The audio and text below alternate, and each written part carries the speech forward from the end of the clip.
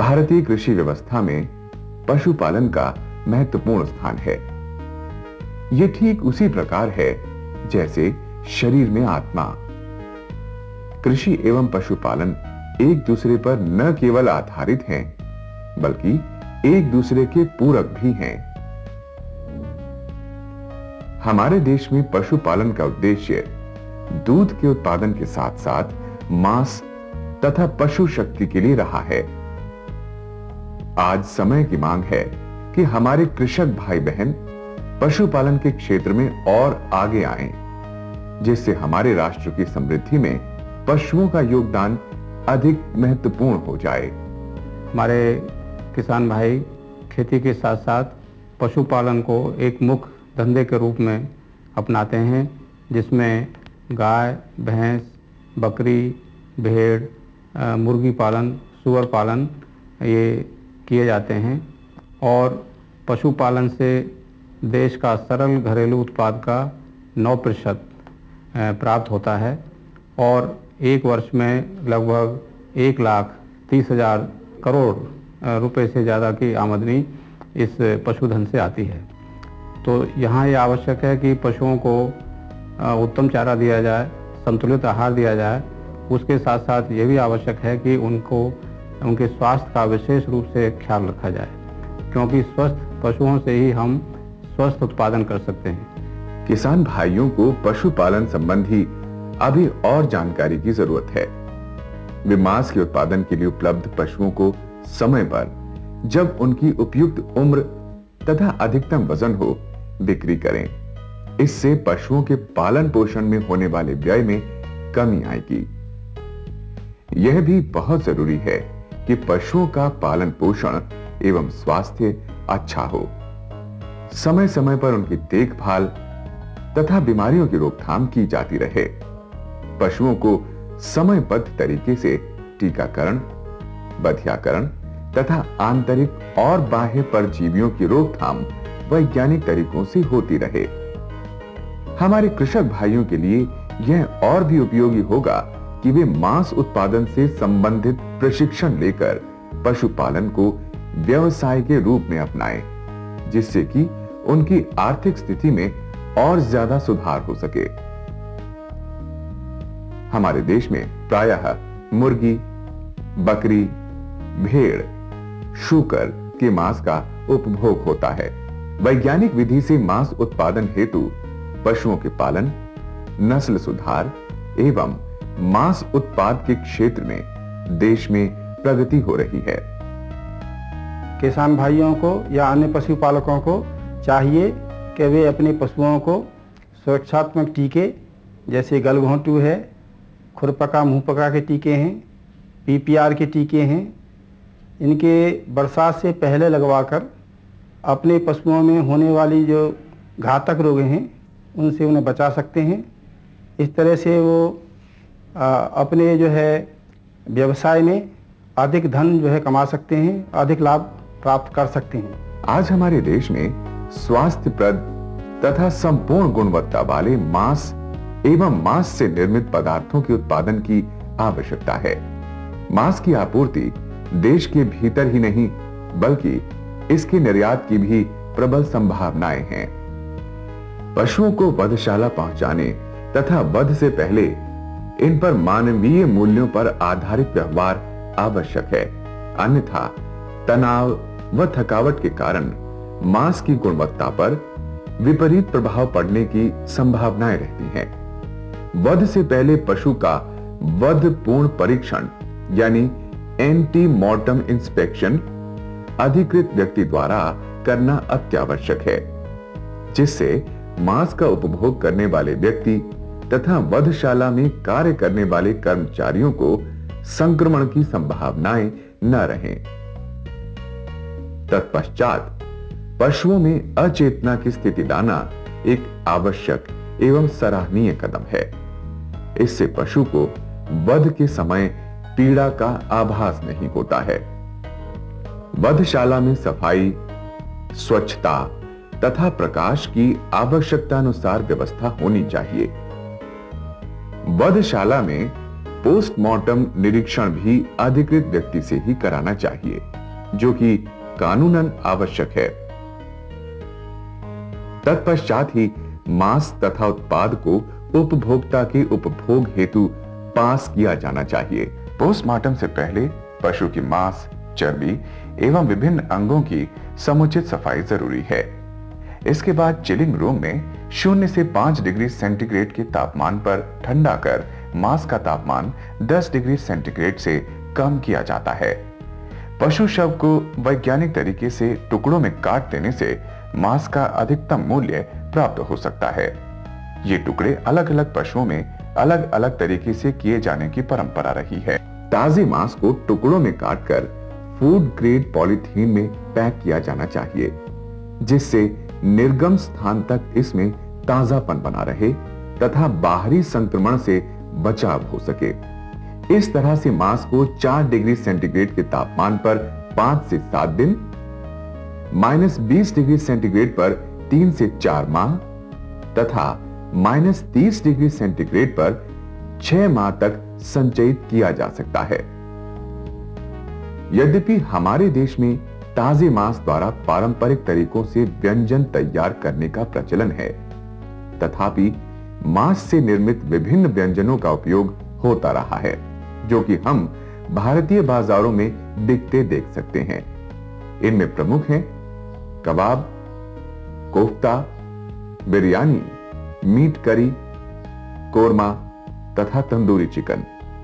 आज हमारे शहरों में पश्चिमी देशों के व्यंजन जैसे sausages, burger patties, nuggets, meat ball, cured ham एवं बेकन आदि का प्रचलन बढ़ रहा है।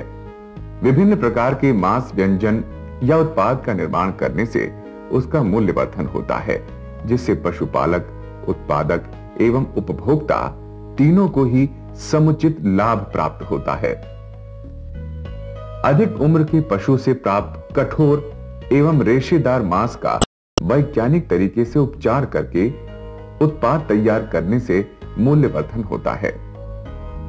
ऐसे उत्पाद अच्छे स्वाद एवं सुगमता के कारण उपभोक्ताओं को आकर्षित करते हैं। वैल्यू एडेड मांस उत्पाद संसाधित पदार्थ हैं जो उपभोक्ता को अनेक प्रकार की सुविधाएं प्रदान करते हैं। इससे गुणवत्ता एवं पोषक तत्वों में वृद्धि होती है। ऐसे उत्पाद प्रायः अपेक्षाकृत कम गुणवत्ता वाले मांस से तैयार किए जाते हैं तथा इनकी लागत में कमी के लिए विभिन्न प्रकार के एक्सटेंडर्स तथा बाइंडर्स मिलाए जाते हैं। मांस के उप उत्पादों का प्रयोग भी इनमें किया जाता है। इस तरह के उत्पाद बनाने की प्रक्रिया को आसानी से सीखा जा सकता है तथा कम लागत में एक छोटा मांस प्रसंस्करण व्यवसाय स्थापित कर अधिक आय प्राप्त की जा सकती है। हड्डी रहित मांस तथा उप उत्पादों को मिंसर मशीन से कीमा बनाया जाता है। कीमा में नमक, मसाले तथा कुछ रसायन जैसे फॉस्फेट, नाइट्राइट इत्यादि मिलाकर बाउल चॉपर में मिश्रित किया जाता है। इसके बाद छिले तथा पिसे प्याज, लहसुन तथा अदरक का पेस्ट, बाइंडर्स तथा तेल, चर्बी डालकर मशीन में इमल्शन तैयार किया जाता है। इमल्शन बनाते समय विभिन्न पदार्थों का अनुपात, उनके मिलाने का क्रमांक तथा तापमान का नियंत्रण महत्वपूर्ण है। इस तरह से तैयार इमल्शन से सुविधानुसार अनेक उत्पाद तैयार किए जाते हैं। पैटीज लगभग 70 ग्राम इमल्शन के भाग को लेकर गोल चपटा आकार के सांचे में डालकर ढाला जाता है। फिर इसे छिद्रदार कुकिंग ट्रे में रखकर अवन के अंदर 180 डिग्री सेंटीग्रेड पर 20 मिनट तक पकाया जाता है। उत्पाद को बाहर निकालकर ठंडा करने के बाद पॉलीथीन में पैक कर दिया जाता है। नगेट्स लगभग 500 ग्राम इमल्शन को एक स्टेनलेस स्टील के डिब्बे में भरकर एक ड्रम के आकार के बर्तन में भाप से 45 मिनट तक पकाया जाता है। पके हुए उत्पाद को डिब्बे से निकालकर ठंडा करने के पश्चात स्लाइसर मशीन द्वारा नगेट के आकार में काट लिया जाता है। इन नगेट्स को पॉलीथीन बैग में पैक करके रेफ्रिजरेटर में लगभग 1 माह तक रखा जा सकता है।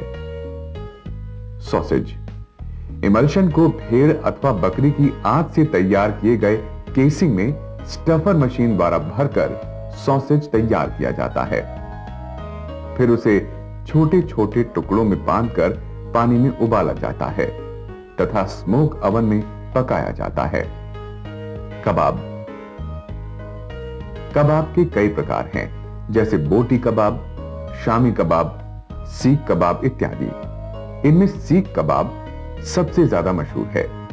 सीख कबाब बनाने के लिए लगभग 40 ग्राम इमल्शन को एक लोहे की रॉड पर गोलाई में चिपकाकर उचित आकार दिया जाता है। तब इसे भली भांति सेंका जाता है।